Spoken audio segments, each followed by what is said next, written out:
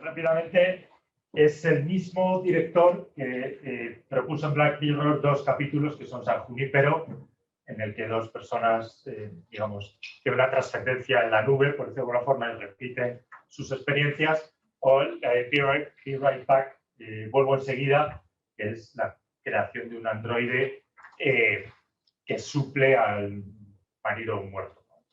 Es decir, plantea los dos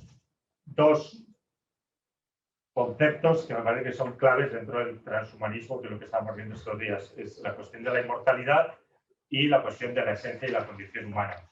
En los dos, en el fondo, lo que sucede en los capítulos están planteados, aquí es más un discurso muy explícito, ¿no? En los capítulos está planteado la reflexión sobre la cuestión, ¿no?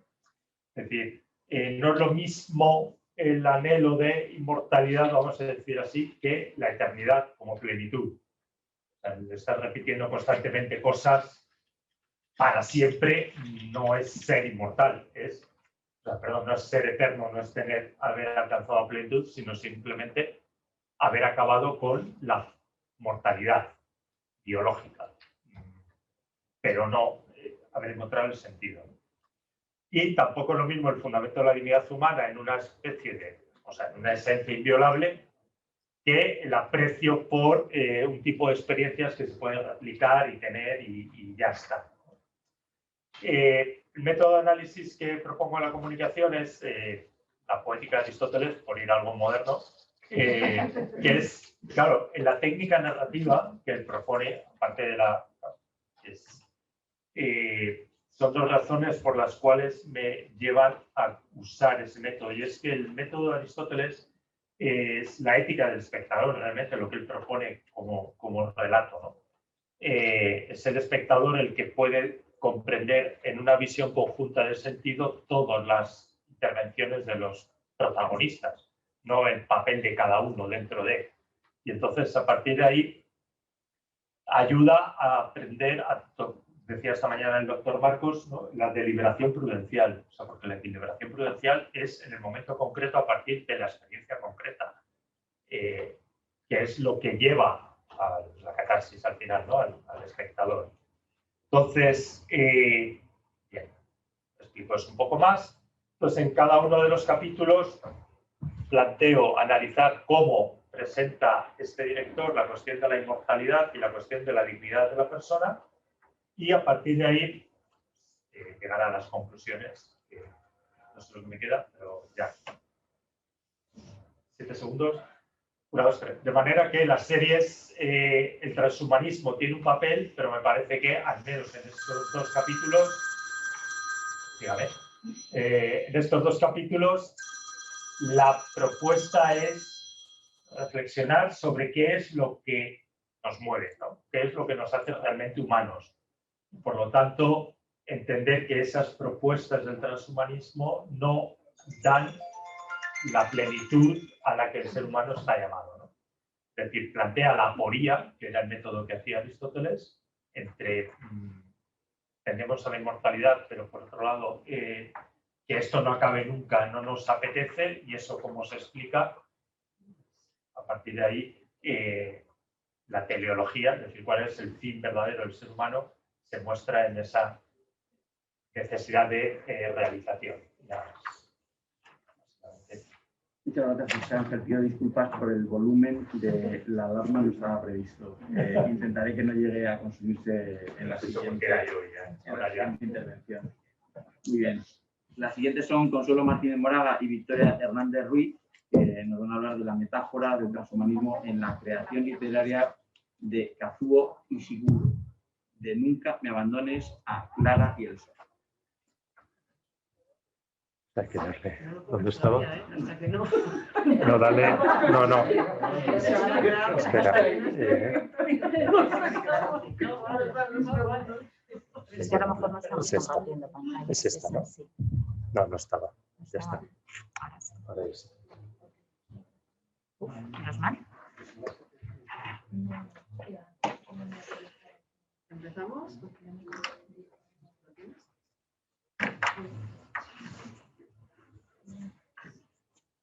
Bueno, buenas tardes. tardes a todos. Muchísimas gracias por vuestra asistencia, por vuestra participación. Vamos a ir rapidísimo, pero no nos queda más remedio. En esta comunicación nosotros vamos a esbozar las líneas generales de la investigación que hemos llevado a cabo en torno a dos novelas de Kazuo Ishiguro, Nunca me abandones y Clara y el sol. Estas dos novelas presentan al lector la hipótesis de un mundo en el que las promesas del transhumanismo, gracias a los mecanismos narrativos de la ficcionalidad, ya no son futuro sino presente, ¿no? Ishiguro nos enfrenta a una realidad que vienen anunciando desde mediados del siglo XX matemáticos, físicos, informáticos, ingenieros, filósofos, bueno, todos los nombres que hemos oído durante estos días en el Congreso, ¿no? Y a estos abrumadores acontecimientos científicos se suman los personajes de las novelas de Ishiguro, como ya lo hicieron antes otros personajes que habitaron en la mejor tradición del género de ciencia ficción, pues a través de la imaginación anticipatoria de Wells, Aldous Huxley, Orwell, etcétera. También son nombres que hemos oído frecuentemente durante estos días. Vamos a ver desde un enfoque narratológico centrado en los personajes cómo Ishiguro consigue que los lectores nos sumerjamos existencialmente en un mundo que es el nuestro actual, pero donde estos avances tecnológicos ya se han extendido y forman parte de las vidas cotidianas. Entonces, a través de la ficción leeremos el mundo interior de los personajes humanos y no humanos y analizaremos sus rasgos de conciencia, planteando los dilemas éticos que sobrevienen en este hipotético entorno y entresacaremos las grandes preguntas que plantea Ishiguro. Algunas de ellas son: ¿qué es ser humano? ¿Es reemplazable el ser humano? ¿En qué medida los avances tecnológicos disminuyen o aumentan la libertad, el sufrimiento y la soledad de los seres humanos? ¿Cómo afrontaremos y orientaremos nuestras vidas en ese entorno transhumanista? ¿Sobrevivirán la esperanza y la fe en ese escenario? ¿Qué sentido tiene un mundo así? Todas estas preguntas no se plantearían si en el discurso narrativo no se generara la gran metáfora macroestructural del humanismo. Esta metáfora no tiene nada que ver con los rasgos estilísticos del autor, sino con la narración completa que llega a nosotros a través del sentir, del pensar y del actuar de los personajes. Entonces, a continuación, la profesora Victoria Hernández introducirá al autor y presentará las claves de la novela Nunca me abandones. Después continuaré yo con Clara y el sol y acabará de nuevo la profesora Hernández con unas breves conclusiones. Entre tanto, iremos proyectando en las diapositivas extractos de los textos de las dos novelas. Buenas tardes. Kazuo Ishiguro nace en 1954 en Nagasaki y cuando tiene solo 6 años emigra con su familia a Inglaterra. Estudia en las universidades británicas de Kent y la de East Anglia. Ha publicado hasta el día de hoy 8 novelas y varios volúmenes de relatos cortos y tras la aparición de su 7ª novela gana el Premio Nobel de Literatura en el año 2017. Tanto en su 6ª novela Nunca me abandones del año 2005 como en la 8ª Clara y el sol del 2021, la memoria sigue siendo el hilo conductor de la voz narrativa, siempre en primera persona, de las dos protagonistas, Kathy y Clara, respectivamente. En ellas encontramos un elemento común que las relaciona. Ambas novelas presentan mundos de ficción habitados por personajes cuasi humanos que plantean el dilema sobre qué es lo que nos constituye como personas y nos dota de humanidad. Los modelos hipotéticos que propone Ishiguro muestran en un contexto que bien podríamos calificar de transhumanista las implicaciones de la clonación, la robotización y la manipulación genética como recursos contra la muerte y como piezas clave en la construcción de una sociedad de superhombres que no ha calculado bien las consecuencias de sus actos. En esta novela, en Nunca me abandones, del 2005, estas imágenes que voy a proyectar son de la película que se grabó a raíz de la publicación de la novela y en cuyo guión también participó el propio Ishiguro. Esta novela muestra una narración cercana al realismo en la que la protagonista Kathy es una joven de 31 años y lo hace toda la rememoración de su historia mediante numerosas analepsis. Revela su infancia y su primera juventud junto a otros muchos niños en un orfanato de la campiña inglesa en los años 70 del siglo XX.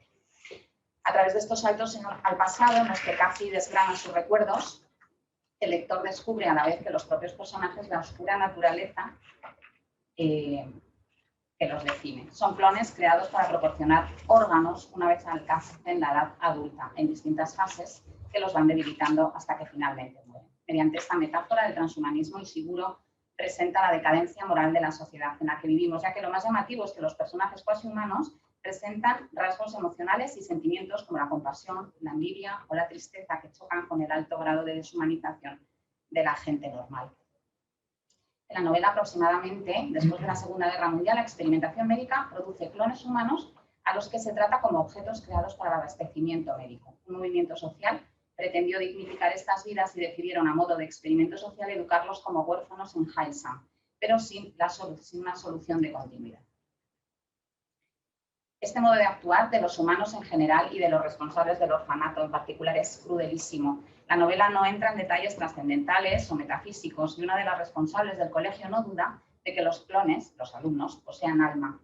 Pero aún así sabe que más allá de haberles proporcionado una infancia feliz, incluso de haber reivindicado un mejor trato a estas criaturas por todo el país, no puede librarlos de su destino atroz. El género humano, en su deseo de vivir más, de cuidar a los congéneres queridos y de perpetuar su vida y erradicar el sufrimiento y la muerte, no duda en cometer la terrible aberración de clonar seres humanos que permanecen en un limbo en cuanto a su naturaleza, una multitud de seres a los que no cuida, ni respeta, ni ama. Las directoras de Heilsam les proporcionan cuidado durante su niñez y adolescencia y lo que ellas consideran protección respecto a otros muchos niños como ellos, les proporciona ese cuidado, pero el destino al que están abocados no se discute y prefieren tenerlos engañados o contarles una verdad a medias para que no sean conscientes de su futuro. Ahora, años después de que los protagonistas hayan dejado el colegio, las condiciones para los clones han vuelto a empeorar. Tras algún escándalo de hijos mejorados a la carta, los orfanatos como Heilsam han dejado de recibir subvenciones. La población sentía miedo ante la amenaza que estos seres podían suponer si se rebelaban. Toma Ishiguro el asunto de la ingeniería genética como pretexto para hablar de sumisión, mansedumbre y mala conciencia ante determinadas prácticas científicas. En su novela, esta sumisión no se muestra solo por parte de los plenamente humanos, sino también por los propios clones. Estos seres son totalmente inocentes, han sido privados de la información que los explica y los protagonistas solo la descubren cuando buscan lo que ellos llaman un aplazamiento. Cassie, la narradora, y Tommy, quien ya ha realizado 3 donaciones, es decir, ya habían sido extirpados 3 órganos vitales, buscan a las directoras del orfanato para suplicarles que aplacen su proceso de donación porque están enamorados. Existe esa falsa esperanza entre los clones, entre los que corren rumores de parejas que lo han conseguido. Pero el rumor es falso, es imposible saltarse las normas establecidas. Los humanos reales han perdido gran parte de los rasgos que los humanizan, al menos en lo que a la compasión y la misericordia hacia estos seres clonados respecta. Esa humanidad perdida es paradójicamente uno de los rasgos más sobresalientes en la protagonista de la historia. Cassie es cuidadora de sus congéneres, los acompaña entre donación y donación y cuida de ellos durante todo el proceso hasta que completan su designio y mueren tras la 4ª intervención o incluso antes. Tras unos años como cuidadora, ella también comenzará su etapa de donación. Desde pequeña mostraba una gran sensibilidad hacia el arte y la música, apreciaba a sus amigos y se preocupaba por su bienestar cuando eran niños. Poco a poco se fue enamorando de Tommy y perdonaba a Ruth una y otra vez todas las mentiras y ataques fruto de su envidia y afán de protagonismo. Hay un pasaje en la novela en la que Cassie, con 13 años, baila abrazada a una almohada que pretende ser un bebé, sola en la habitación del orfanato mientras escucha su canción favorita, Oh Baby, Baby, nunca me abandones. Voy terminando. Los alumnos sabían que no podían tener hijos. En el colegio les explicaban algunas cuestiones sobre su vida futura, pero nunca entraban en detalles. Tenían que cuidar su cuerpo, no enfermar, porque eran preciosos para los donantes. Se puede hablar de búsqueda del sentido en estos personajes no del todo humanos. Ellos son donantes y lo asumen con placidez. Han sido creados para salvar otras vidas y no se rebelan ante ello, pero tampoco lo interpretan como un gesto heroico. No tienen conciencia de injusticia ni rencor. Son completamente mansos. Vemos que Cassie tiene una auténtica vocación de cuidadora. No quiere dejarlo. Sabe que es necesaria para sus iguales. El sentido de su existencia ha sido proporcionar bienestar hasta el final de los que dependían de ella. El propósito de su vida ha sido amar a sus amigos. Bien, pues bueno, pues Clara y el Sol, como ya hemos dicho, es una novela reciente de 2021, se publicó en marzo, es la primera que escribí seguro después de recibir el premio Nobel en 2017. Es una novela que se divide en 6 partes, narrada como la anterior en primera persona por la protagonista, que es la androide Clara, una AA, una amiga artificial que funciona con energía social y que tiene con energía solar, perdón, y que tiene un aspecto afrancesado de carácter, de cabello corto, oscuro, mirada bondadosa, es decir, tiene un aspecto humano. Es un relato retrospectivo también y la historia la cuenta Clara desde su retiro en un depósito para apagado lento de androides que ya no son útiles. Clara cuenta su vida durante 3 años y medio con una familia humana, la de Yoshi, que es un adolescente de 14 años, hasta que Yoshi y su madre compran a Clara en una tienda de la ciudad. Pues Clara ha pasado la infancia junto a otros androides. ¿Sí? No, pues voy a hacer spoilers, es necesario. Aprendiendo de lo que se ve o sea, de cómo ve el mundo a través de un escaparate, ¿no? Y el mundo que se ve pues es muy parecido al nuestro, como veis ahí en los textos, ¿no? El destino de los AA es, el fin para el que han sido creados es muy noble. Como Nunca me abandones, los AA son los encargados de aliviar la soledad, la frustración de los hijos de las familias privilegiadas que pueden permitirse esta especie de juguete sofisticado mientras ellos se hacen mayores, ¿no? Y esta en principio también es la misión de Clara. Lo cierto es que la niña a la que ella tiene que cuidar, Josie, está gravemente enferma porque su madre ha decidido someterla a un tratamiento de mejora genética y es muy probable que muera, como ya sucedió con su hermana, ¿no? Pero la atmósfera que se crea no es una atmósfera fantasmagórica ni extraña. Además nos resulta muy familiar pues, por todo esto que hemos oído estos días, ¿no? De las tijeras genéticas de la tecnología CRISPR-Cas9 o de los androides con aspecto humano, ¿no? Entonces, en este escenario, ¿qué ocurre? Pues que hay un científico, Capaldi, que propone a la madre una solución para combatir el sufrimiento que le va a ocasionar la muerte de ellos y que sí o sí va a morir por la terapia a la que la han sometido, ¿no? Entonces, la propuesta del científico es imitar la apariencia exterior de Josie para darle a Clara el aspecto de su hija cuando ésta muera, ¿no? Entonces, la nueva Josie no va a ser una imitación, sino una continuación.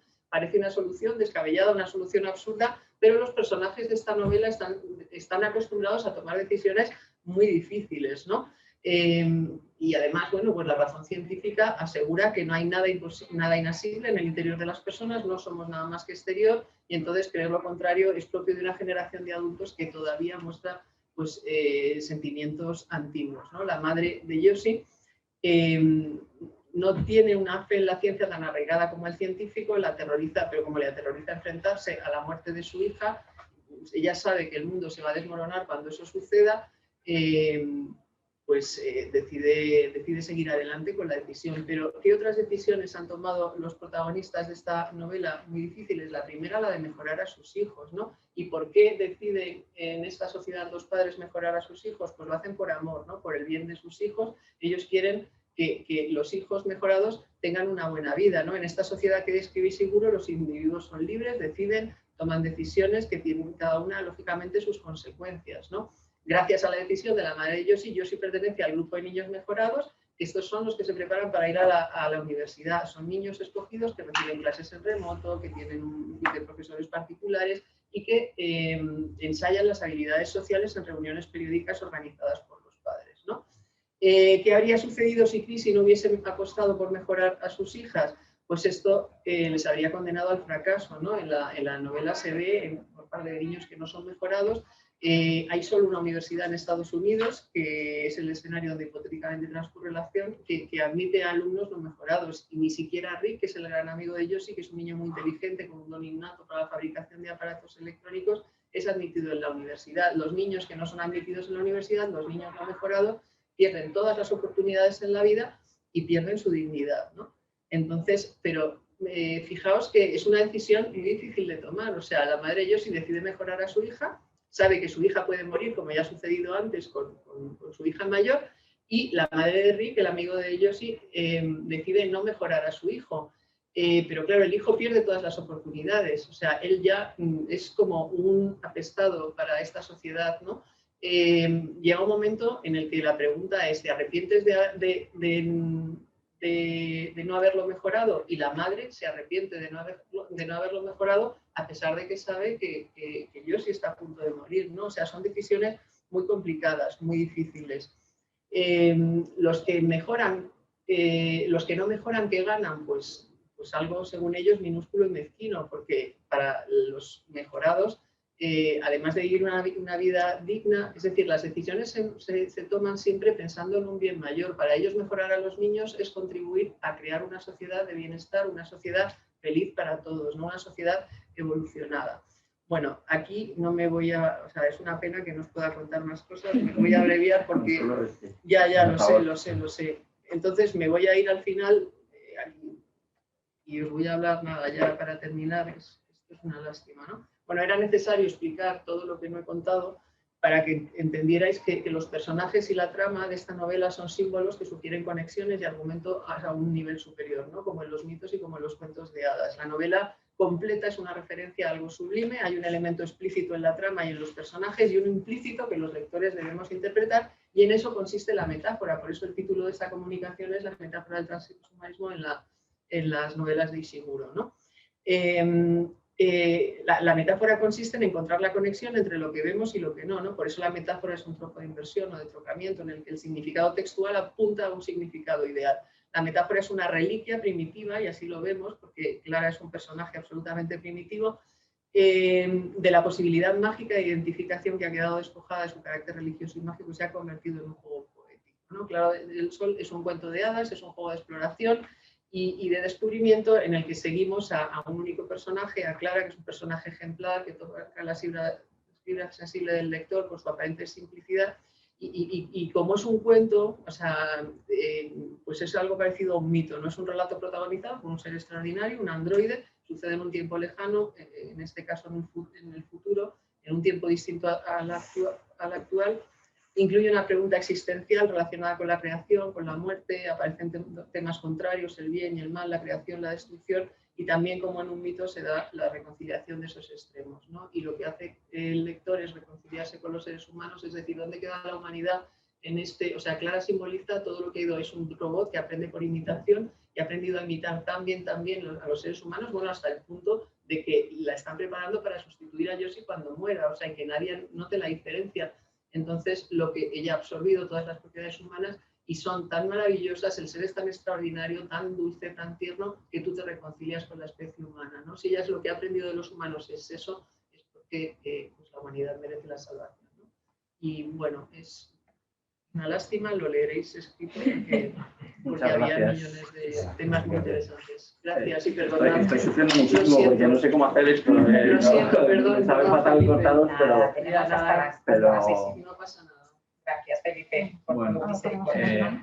Bueno, que lo leáis, que es una maravilla la novela. Sí, tenemos que pedir para la próxima que nos coloquen de a dos en las mesas para poder profundizarle. Bueno, continuamos con Raquel Cascales, que nos va a hablar de la estilización tecnológica y rediseño corporal en la práctica artística y blog.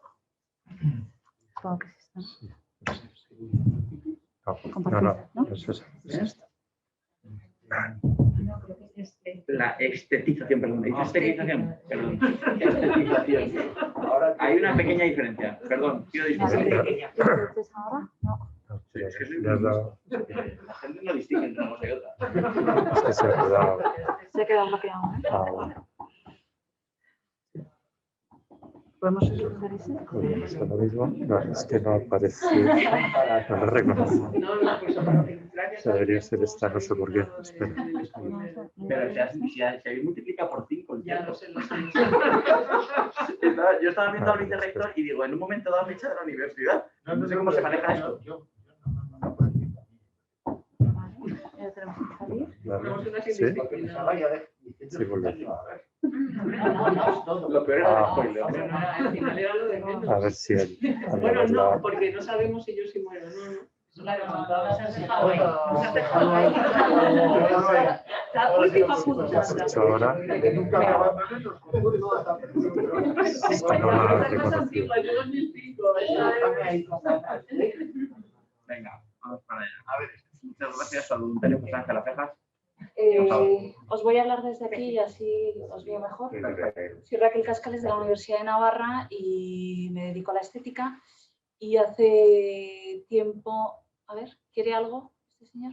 Fernando Viñado. Fernando Viñado. Levantando la mano, pues Baja la mano.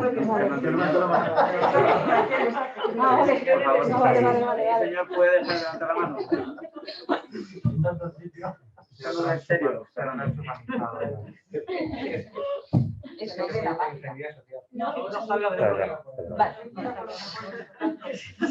Da igual, entonces, bueno, voy a hacer una... Forma parte de una investigación más amplia y es una parte de una investigación y de unos artículos que estoy trabajando.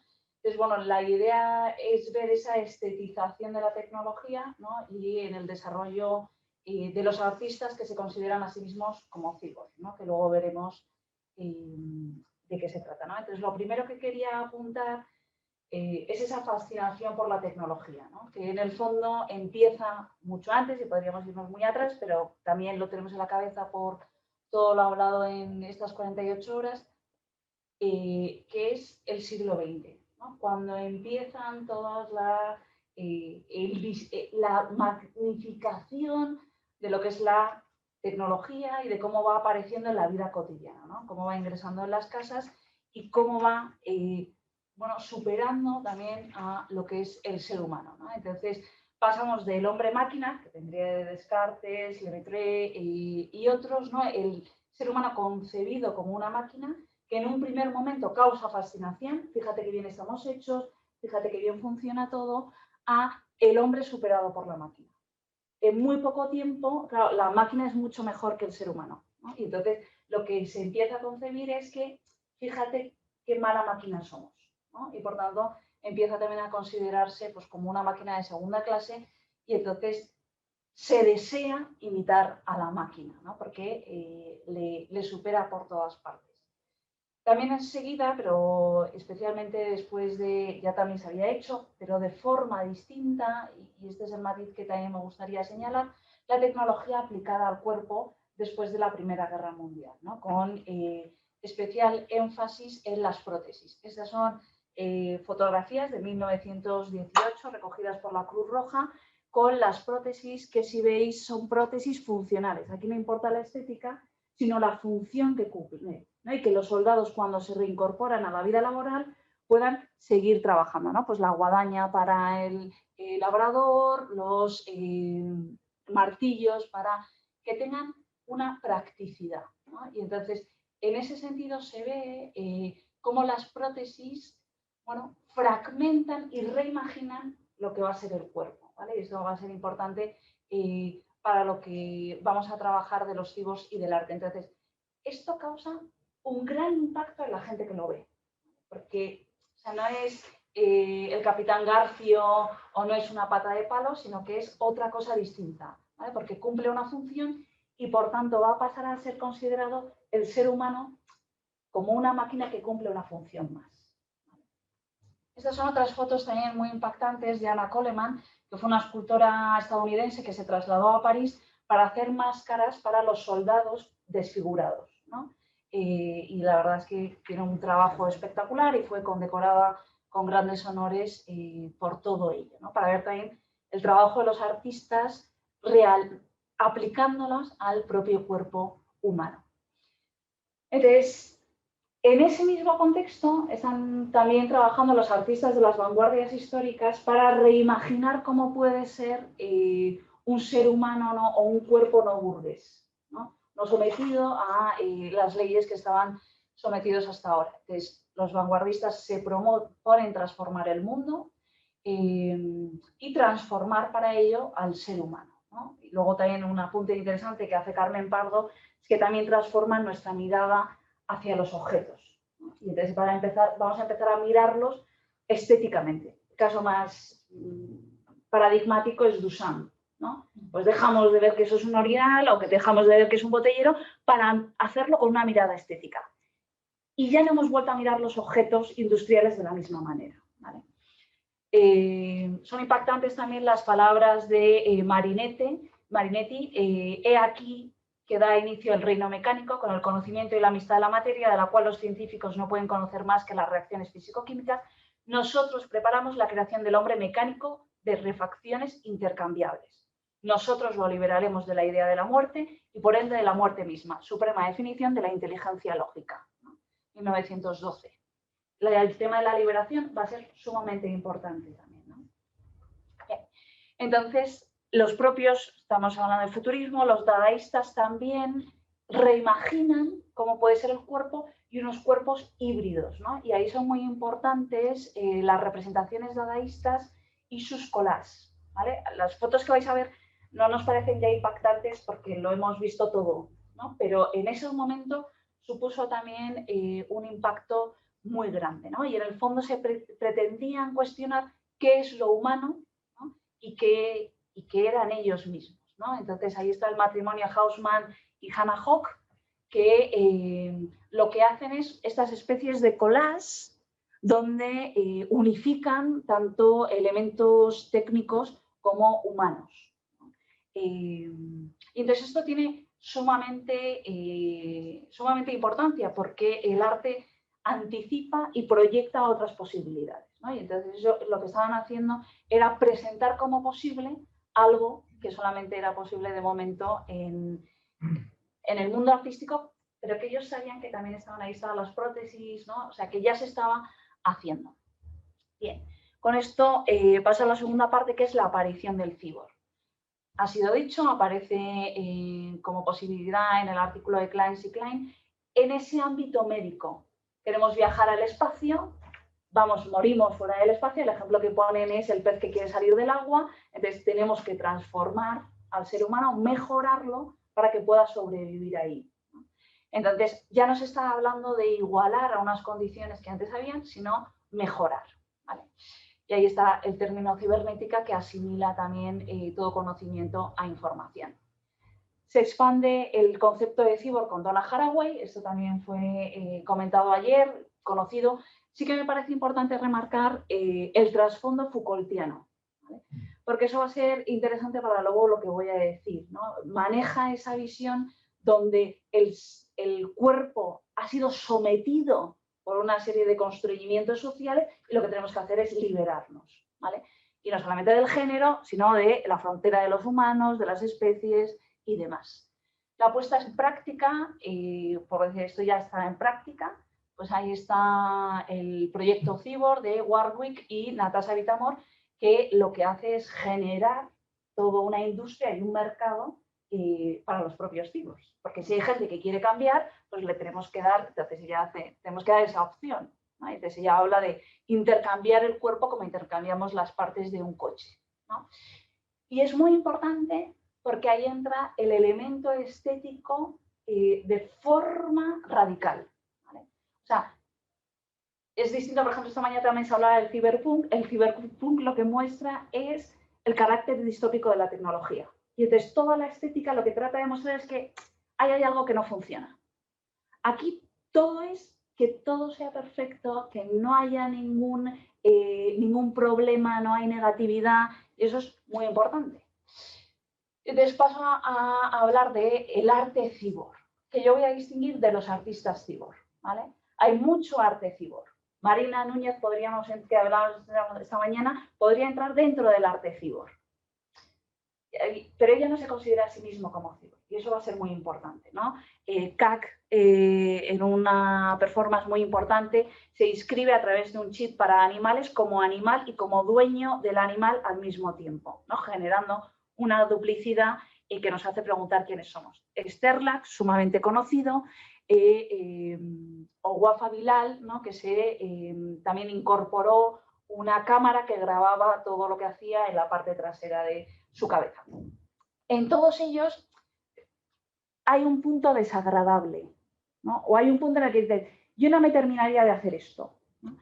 Y eso lo que nos permite es una distancia y preguntarnos qué es la tecnología y las consecuencias que pueden tener en nuestro propio cuerpo. Y a ellos les interesa hacer esa reflexión, ¿no? Aunque diga, tenemos que cambiarnos, el cuerpo está obsoleto, pero la cuestión o la pregunta por el sentido está ahí. Y por último, la estetización del cyborg.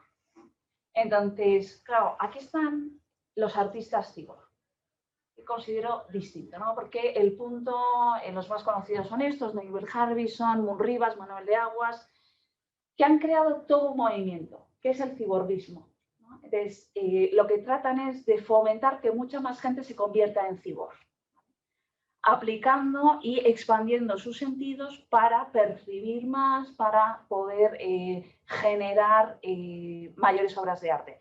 Entonces, este es un ámbito muy difícil porque para manipularte genéticamente tienes que pasar por una serie de cuestiones jurídicas o médicas y que alguien te quiera manipular genéticamente.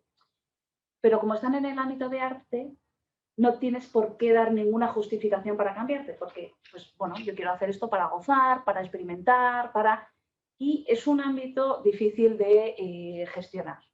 Entonces, ellos han hecho dos fundaciones, Cyber Foundation y también está ahí las transespecies. Bueno, y entonces acabo con la idea de la estetización, ¿no? Que utilizando un término de Bill Chung Han, de la estética de lo pulido. Ellos no muestran ningún tipo de distancia tecnológica ni negatividad, es como aquí no hay ningún problema. O sea, estamos súper contentos de ser cyborgs, todo es maravilloso, percibimos muchísimo más. hay muchos problemas aquí, ¿no? Ellos son cyborgs porque se sienten cyborgs. El punto aquí del sentimiento, ¿por qué eres cyborg? Porque siento que soy tecnología. ¿Lo sientes? Pues tampoco hay más que decir. Entonces, sus obras no pretenden hacernos reflexionar acerca de lo que es la tecnología, ¿vale?, sino gozar de ella, ¿vale?, convirtiéndose en un producto de consumo más, ¿no? Y ahí también otros autores han hablado de eso, ¿no?, de esa estetización del mundo, y al final lo que conviertes es al propio cuerpo, al propio ser humano, en un objeto más de consumo, ¿no?, que se puede intercambiar y que bueno, puede estar dentro de las leyes del mercado, de las modas, ¿no? Y entonces, como reflexiones finales, sí que intento criticar el propio argumento desde dentro, ¿no? Pues si el argumento era la liberación del propio cuerpo y de sus constreñimientos, pues dices, al final lo que han hecho, que diría Han, es interiorizar la norma y la explotación que antes estaba fuera, antes nos explotaban desde fuera esos cuerpos o nos decían cómo debíamos ser, pero ahora es desde dentro. En el momento que está la tecnología incorporada, el cuerpo tiene que producir más, tiene que percibir más, tiene que hacer más, tiene que ser más. Ya no es desde fuera, sino soy yo quien trato de aumentar mis niveles de productividad. Al mismo tiempo, claro, te intentas liberar, pero al incorporar la tecnología, tú estás también continuamente siendo monitorizado, porque tus datos están, ¿no?, tú estás siendo controlado todo el rato, ¿no?, por un elemento que no eres tú. Por tanto, se vuelve a cuestionar lo que es la libertad, está sometido a las leyes de las modas y las modas del capitalismo estético, ¿no? Entonces, y por último, bueno, pues esa liberación que aparentemente intenta ser para todo el mundo, pues de nuevo, sería solamente para una parte, como ha dicho el profesor Torralba, ¿no?, porque al final solamente unos cuantos podrían acceder a ellas. Y ya está. Muchísimas gracias.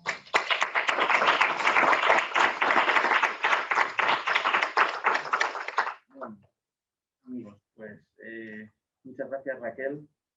Y pasamos a Susana, Fernando y Pilar en el orden en el que esto... Pues yo os pongo aquí, vosotros a vuestra discreción, ¿vale? Porque ya me declaro incompetente.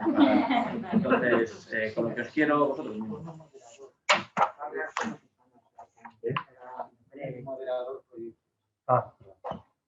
Vale, pues voy a leer, ¿vale? Para que así me pueda ceñir un poquito, yo creo. Bueno, la pregunta originaria con la que comenzamos y que centra la presente comunicación es ¿quién es el ser humano? Después de estos días de... Bueno, pues queremos poner aquí el foco. Sin duda la cuestión no se abre a un horizonte infinito, pues no es algo que pueda resolverse en unas cuantas líneas, ¿no? Nos encontramos ante un misterio que causa admiración, aunque en nuestro tiempo puede haberse perdido este asombro al no conocer la dignidad última que la fundamenta. Misterio cuyas notas principales pueden irse desvelando, aunque siempre permanecen incógnitas que nos conducen a nuevas indagaciones y más preguntas, tan propias de nuestra condición. Afirma Olivier Clement que la persona trasciende a toda pregunta. Y no es esta una cuestión baladí, pues el cómo vivir responde a aquello que se ha descubierto en torno a la verdad sobre la persona. Y aquí nos encontramos todos, también nuestros estudiantes, con quienes queremos profundizar en esta gran cuestión de quién somos, en medio de un contexto en el que prima la concepción que defiende que no es posible encontrar una verdad sobre la realidad, que la especie humana puede ser mejorada por medio de la tecnología y tantas otras ideas en las que subyacen antropologías que pueden ser consideradas reduccionistas e incompletas. Urge, por ello, profundizar en la cuestión antropológica y aproximarnos al ser humano desde una actitud de asombro, reconociendo el bien que su existencia supone. La idea de transhumanar de la que nosotros queremos partir, en la que queremos profundizar, es la propia de Dante. No es tanto la propia de Julian Huxley, que es en la que, bueno, y anterior, ¿no?, como ahora después veremos, sino propia de Dante. ¿Qué dice Dante en su Divina? Dice, él considera que el hombre busca siempre un más allá. Es por esencia transhumano, dice, es un ser capaz de llegar a una superación espiritual. Y es que en todo ser humano hay una nostalgia interior de infinito, que no puede ser saciada con falsos infinitos como estos que son propuestos, que han sido propuestos a lo largo de toda la humanidad. Resulta que constatamos en la experiencia, también lo hacen nuestros estudiantes, que todo lo finito es demasiado poco. Así lo dice Benedicto XVI.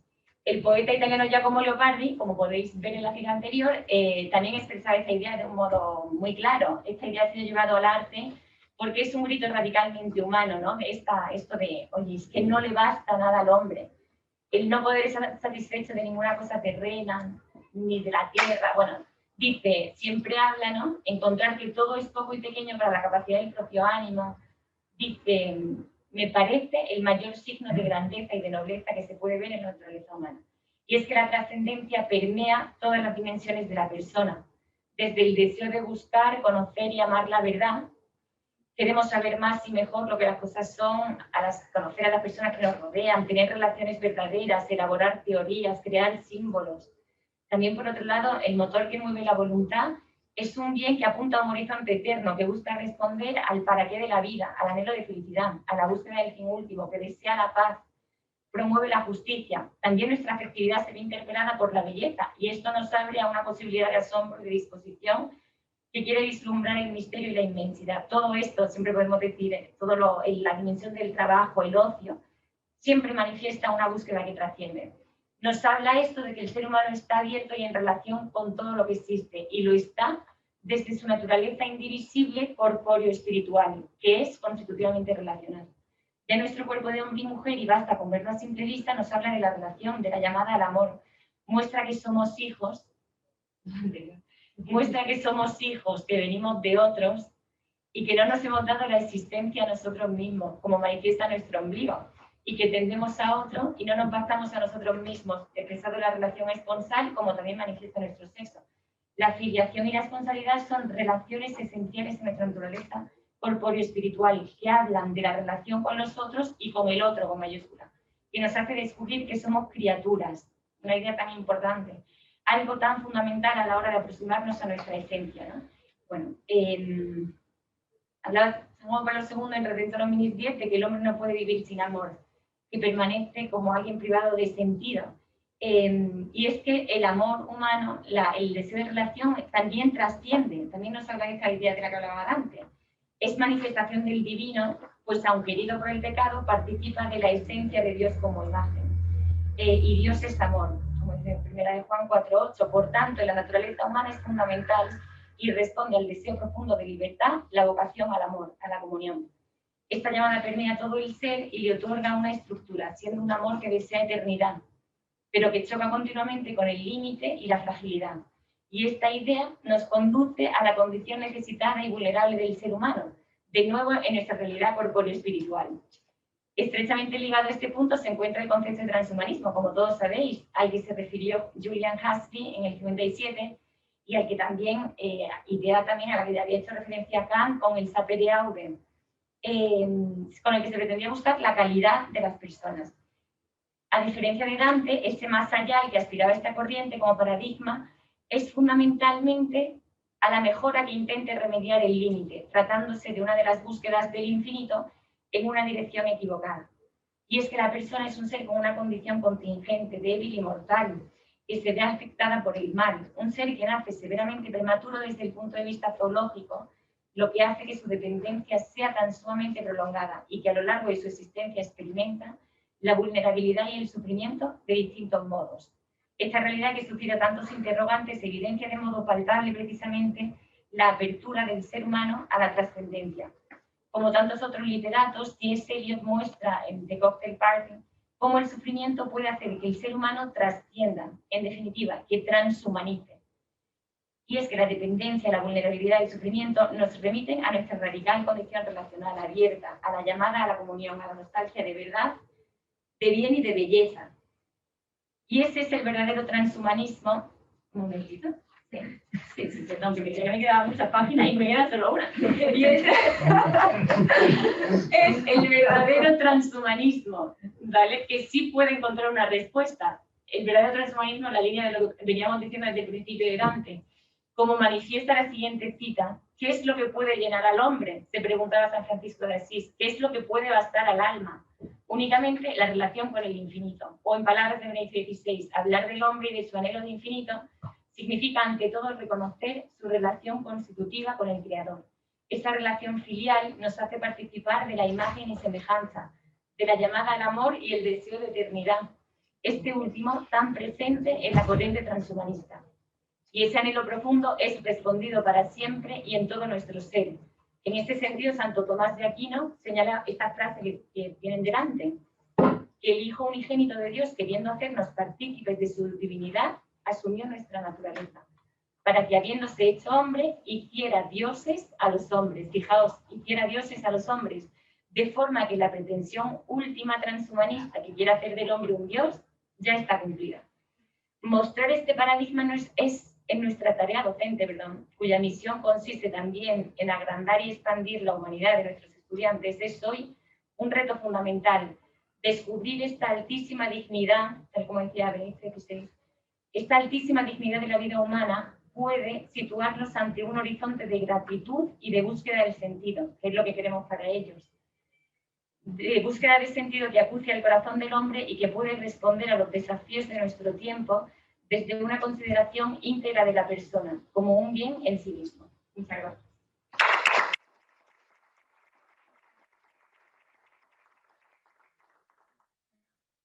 Muchísimas gracias, Susana, Fernando y Pilar. Y ahora me toca una impúdica cosa que es autodarme paso.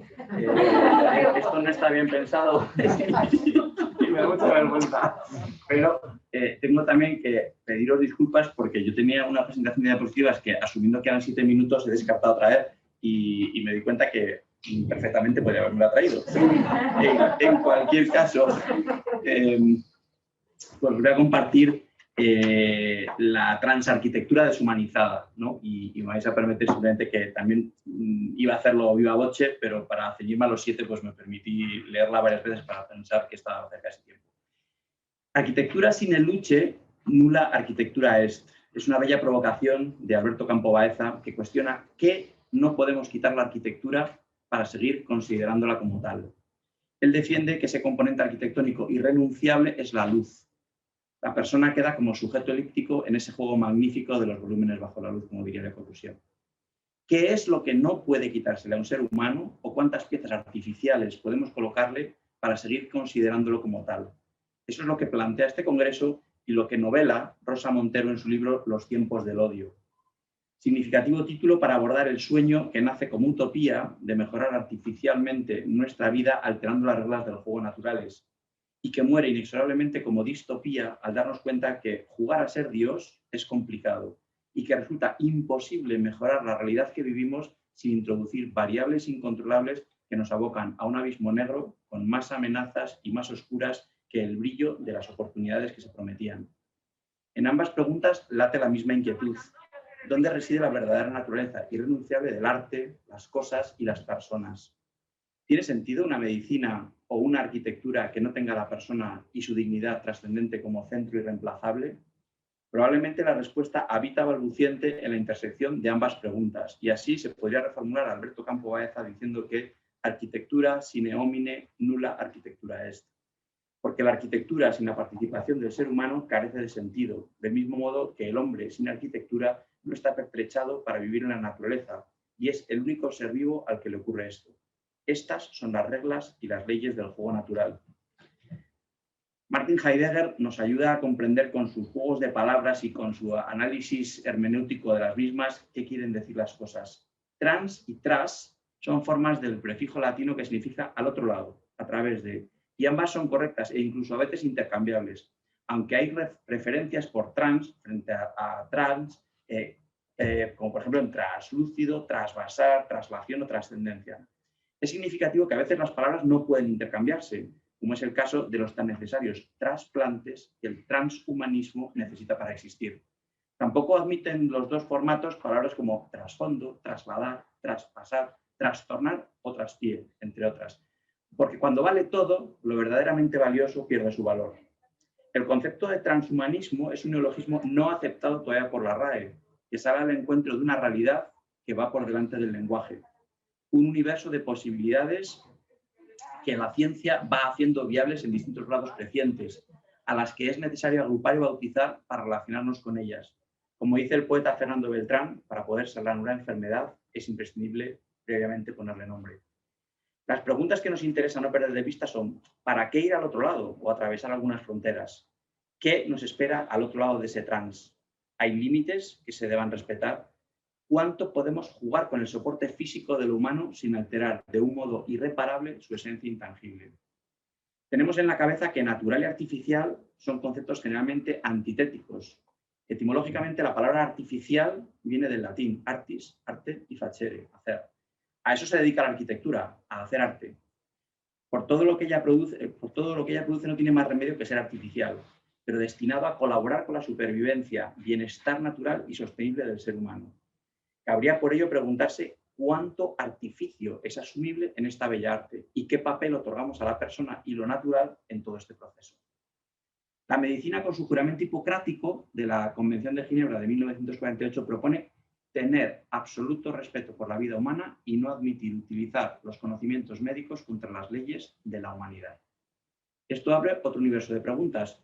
¿Cuáles son estas leyes de la humanidad? ¿Cuál es la esencia de la vida humana, de la arquitectura? ¿Y dónde están sus fronteras? ¿Qué parte de la vida humana reside en su biología o materialidad tangible y cuál en aquellas cualidades intangibles? Porque la arquitectura satisface necesidades biológicas de confort físico, pero también tiene la alta misión de deleitar al ser humano. En medicina, utilizar medios naturales para promover o mantener la salud parece una primera vía siempre aconsejable, pero con frecuencia los medios naturales resultan ineficaces y es ineludible utilizar los artificiales. En este momento, cuando es necesario establecer los criterios y límites que separan lo posible de lo legítimo, lo moral de lo inmoral, lo ético de lo perverso. Cuando saltamos de la medicina a la arquitectura, nos encontramos que lo natural ya no vale, porque su labor es alterar la naturaleza mediante el artificio, para acomodarla al ser humano. Mientras que la medicina trabaja con la intangible, delicada y sagrada variable de la vida, la arquitectura trabaja fundamentalmente con lo inerte para facilitar la vida. El ser humano empieza a poder manipular importantes variables de la vida biológica y es capaz de construir casi cualquier cosa, tenga o no sentido. Pero las preguntas son parecidas e igualmente necesarias. ¿Existen leyes inviolables en la arquitectura? ¿Dónde reside su esencia? ¿Qué cosas deben evitarse y qué cosas no pueden faltar para conservar esa esencia? Se echa de menos un juramento vitruviano equivalente al hipocrático que señale un horizonte al que siempre dirigir los pasos sin perder el norte en cuestiones y tiempos nebulosos.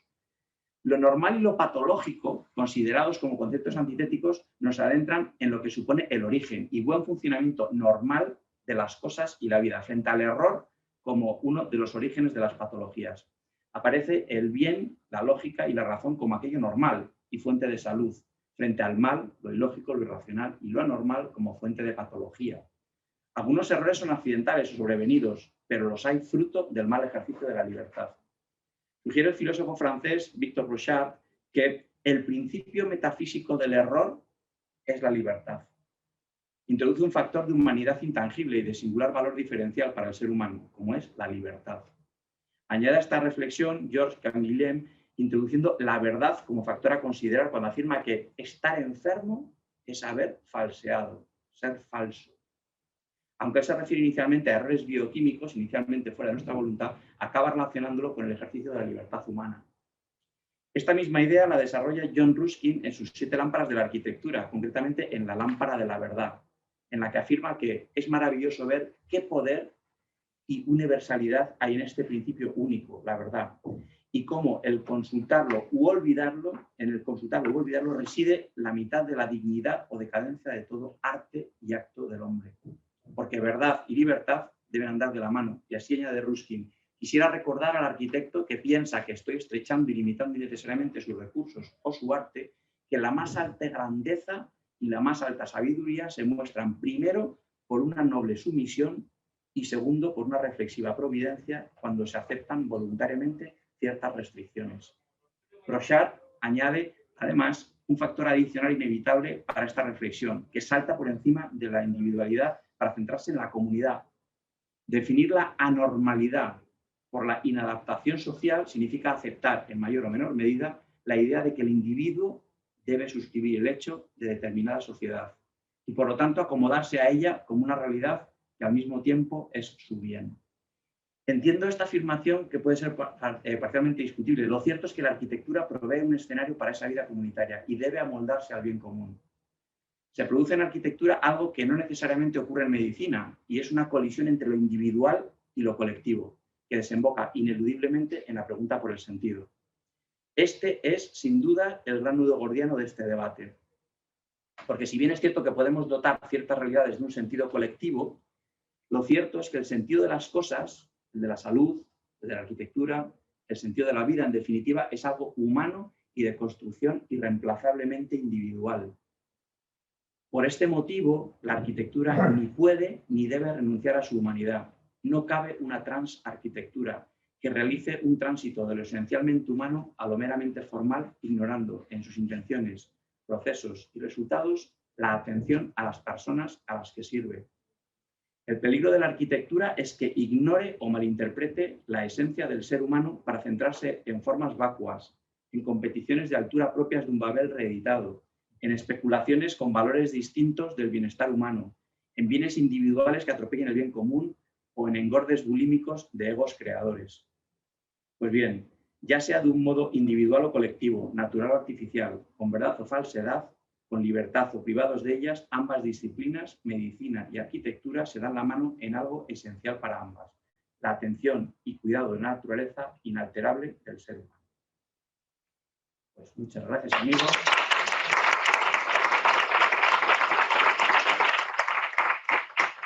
Y quedamos abiertos a que tengamos un espeso diálogo de 12 minutos, lo que nos queda hasta que nos llamen a capítulo.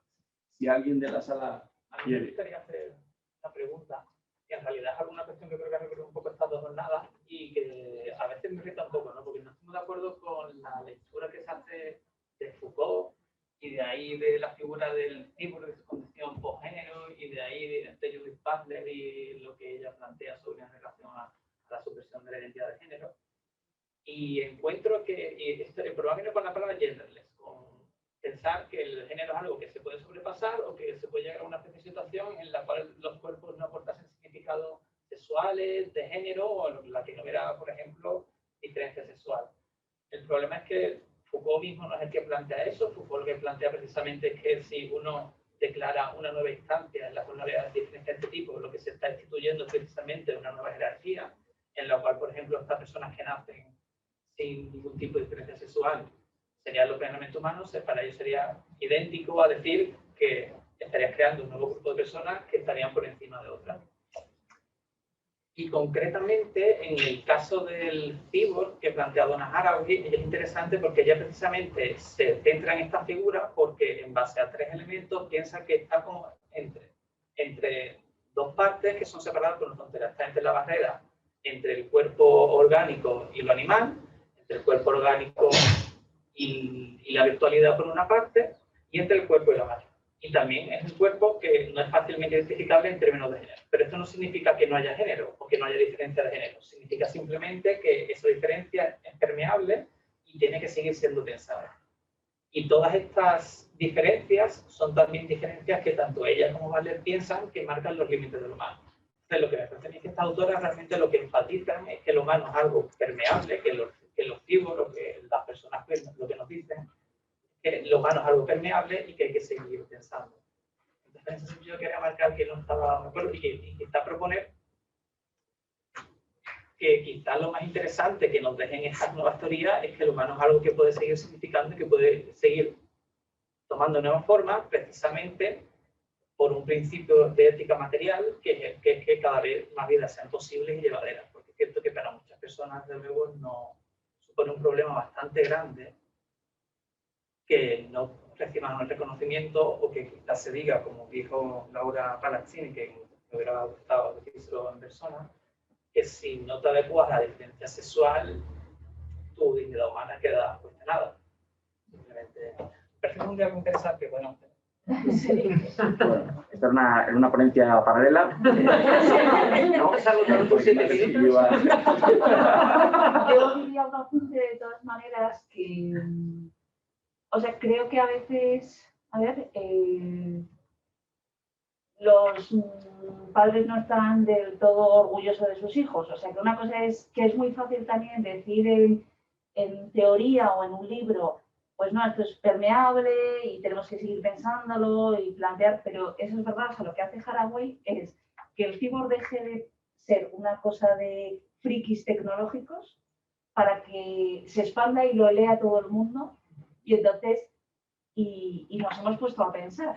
El punto es que una cosa es discutir filosóficamente si el ser humano puede ser una cosa u otra, o cuánto podemos expandir los términos de la humanidad, y otra cosa ya es cuando pasamos a la práctica. Entonces, en el ámbito de los cyborgs ya estamos, o de la manipulación o de todo lo que se plantea teóricamente, ya estamos en el ámbito de la práctica, sin habernos cuestionado o sin saber verdaderamente lo que es el género, o lo que es la vida, o esto es como el tema del aborto. Mira, pues no sabemos todavía si es un embrión o no. Bueno, pues si no lo sabemos, ¿por qué lo estamos abortando? No lo deberíamos discutir y deberíamos... Entonces, ya hemos pasado a la práctica. Entonces, en ese sentido, pues pueden a lo mejor... yo creo que afirman un poquito más, creo que también es muy distinto lo que dice Foucault, de lo que dice Haraway, de lo que dice Butler. Muy distinto. Pero que el ámbito de la práctica ya está, ya no lo estamos cuestionando, lo estamos intentando llevar a cabo. Y eso me parece un salto también cualitativo muy grande. ¿Y cuál sería la diferencia entre la teoría y la práctica en este sentido? Bueno, que en la teoría podemos discutir si el hombre puede volar, o si sería bueno que volara, o si sería bueno que tuviera 4 patas, o sea, teóricamente podemos discutir esa permeabilidad, podemos profundizar mucho. La cuestión es que antes de ver hasta dónde llega esa permeabilidad y cuánto de bueno o de malo podemos tener, hemos pasado directamente a probar en la práctica, y lo que ha dicho sí me ha parecido muy interesante. O sea, el género nunca será independiente. O sea, tú ya estás manipulando o permeabilizando o ampliando, me da igual el verbo en este caso, a personas concretas sin saber en realidad las consecuencias que tienen esas transformaciones para esas vidas concretas. No comprendo la diferencia entre teoría y praxis en este caso, ¿no? Luego los actos de habla son actos que tienen consecuencias y consecuencias dentro del lenguaje, dentro de lo que significan las palabras y cómo se piensan las cosas. No soy de las personas que piensan que decir una frase machista o racista tenga que ser castigada legalmente y que eso sea idéntico a un acto de opresión. Luego, eso es un camarazo bastante autoritario. Pero por lo que comentas del género, sí que creo que el género es algo que ya está ahí y que ya está dado, y que precisamente lo que una autora como Butler plantea es que los significados de género ya están ahí, y que quizás lo que haga falta es que simplemente se reconozca la complejidad de género que ya hay, en un sentido para que cada vez las vidas que ya hay, que ya existan, pues simplemente sean más llevaderas, y el género pase de comprenderse como una cosa que puede ser verdadera o falsa, a algo que simplemente es así y sobre lo cual no cabe castigar. O sea, que realmente no es algo, creo que en esta autora en concreto y en Haraway no está esta voluntad de decir el género es tal, sino todo lo contrario, que precisamente algo que se supone a eso. Y esto traducido, por ejemplo, al desarrollo del cyborg, ¿cómo afecta? Claro, porque claro, estamos discutiendo, si no me he equivocado, el desarrollo de esa permeabilidad, ¿no? A nivel práctico. Pero ya llegando al tema cyborg o al transformar tecnológicamente al ser humano, ¿esto qué consecuencias tiene? O sea, es que yo creo que respecto a la permeabilidad en el ámbito del cyborg, en el ámbito del género, yo creo que sí que estamos en un ámbito bastante fluido, porque no estamos transformando las raíces de la fisis humana, ¿no? Por decirlo de algún modo. Claro, en el ámbito cyborg se puede revertir ese proceso.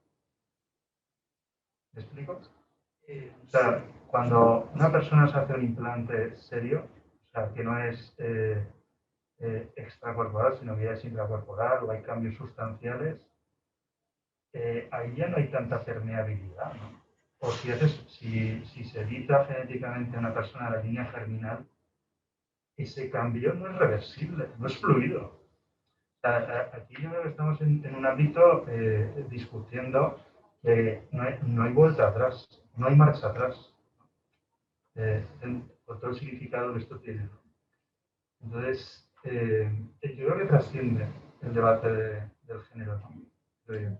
Es más... Pienso que no, porque creo que justamente lo que plantea Haraway es que ese cambio que puede hacer una persona para devenir cyborg precisamente tiene significados de género, y que lo que hace precisamente es que esa persona no sea tan reconocible como masculina o como femenina. O sea, sería... Claro, Y en el caso de género no es algo para nada fluido o etéreo o meramente lingüístico, quizás como algo separado del cuerpo. Precisamente son autores que defienden que los cuerpos son significantes y que cuando un cuerpo cambia, cambia también su significado. O sea, que cuando yo me marco alguna cosa, sería mi cuerpo el que significaría otra cosa. Yo me estoy confundiendo, pero mezclar las cosas de género con esto no tiene ningún sentido, porque lo cyborg frente al humano está dando la máquina frente a lo natural. Lo que estamos hablando entre dos diferencias entre género masculino. No, pero es que el cyborg es el ejemplo de asexual, o sea, de no es ni femenino ni masculino. Lo que yo creo que está pasando en esto es que el conocimiento siempre te pone el contador a cero. Cada vez que nacemos tenemos que empezar a aprenderlo todo, pero sin embargo la capacidad de la técnica es acumulativa. Y tú ya no naces, no tienes que volver a inventar la rueda, no tienes que volver a inventar el coche, y entonces cuando llegas ya hay un coche que corre a 300 por hora y que es eléctrico. Y arrancas con el avance hecho. Si nacieras sabiendo y nacieras habiendo hecho el recorrido de lo que es la filosofía, la teología, la antropología, la epistemología, la ética, pues probablemente habría algunas cuestiones que no tienes que volver a pensar y a replantear desde origen. Soy hombre, soy máquina, soy mujer, soy sexo líquido, soy asexual, soy... Entonces lo que ocurre es que Le Corbusier defendía que la vivienda es una máquina para vivir y gustaba de fotografiar sus edificios con un coche al lado. Y uno ha visto pasar el tiempo y los edificios siguen valiendo, pero los coches ya nunca los pilotaría uno, porque tiene la sensación de que eso se ha quedado obsoleto, que lo que tiene que ver con la máquina, que lo que tiene que ver con esto, caduca mucho más que el pensamiento, ¿no? Entonces, a mí me parece que nos estamos agarrando a que cada uno se agarra a la última tecnología que ha llegado y como me puedo poner un chip que abra las puertas solo, pues creo que esto tiene que tener sentido. Y ya no me planteo si mi mano está llamada a hacer eso, si el que yo abro las puertas con un chip tiene sentido o no tiene sentido, o que yo quiera prolongar mi memoria de una manera artificial, tiene sentido o no tiene sentido, ¿no? Pues creo que hay un divorcio entre el punto de origen de la técnica y el punto de origen del conocimiento, que es lo que está generando este problema. De todas formas, ¿cómo te llamas? Javier Moscoso. Javier Moscoso de la Universidad de Málaga. Javier, yo de todas formas te diría que también el debate de género, o sea, no es que esté ya, sino, o sea, no hemos pasado, sino que cada vez vamos más para atrás. De hecho, toda la teoría feminista se ha desvinculado totalmente de la idea de género. Y está totalmente, la mayoría de la teoría feminista, está totalmente, y de hecho la teoría queer y la teoría feminista no paran de darse bofetadas. Entonces, es un concepto que cada vez yo creo que en lugar, gracias a Dios, de ir hacia adelante, va en retroceso, porque hay que pensar mucho. Estoy de acuerdo con lo que has afirmado, pero también hay que pensar mucho este concepto antes de lanzarlo, porque esto tiene unas consecuencias humanas que tampoco igual se puede volver para atrás.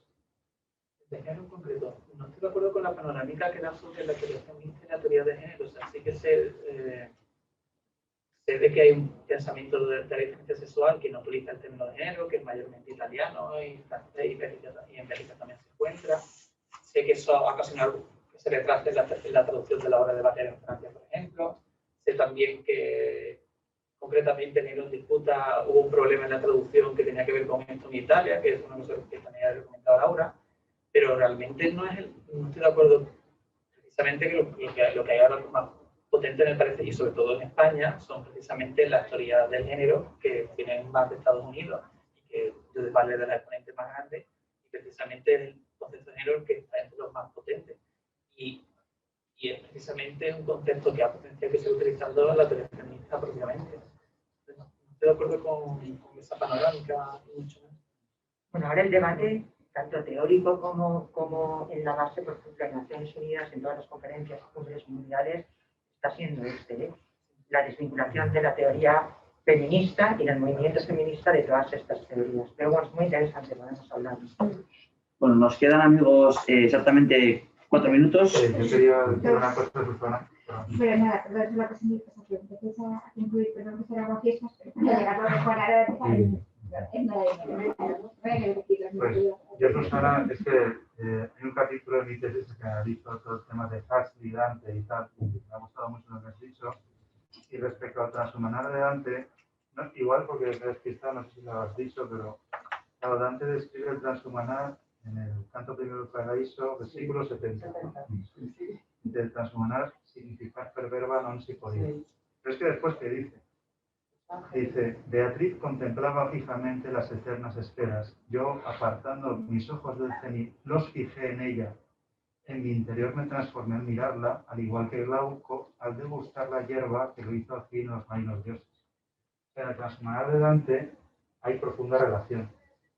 O sea, no está la inmanencia de la conciencia transhumanista, que es algo tan gnóstico, ¿no? Este señor sabe mucho de eso, sino que es un salir de sí. Entonces, ahí es donde ese concepto de trascendencia, que yo creo que es muy fecundo, ¿no? A nivel antropológico. Entonces, yo soy dantesco. Soy fan de Dante en muchos sentidos.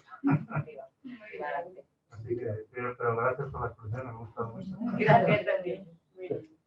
Muy bien. Amigos, pues como nos echan y apagan las luces del garito, nos vamos a la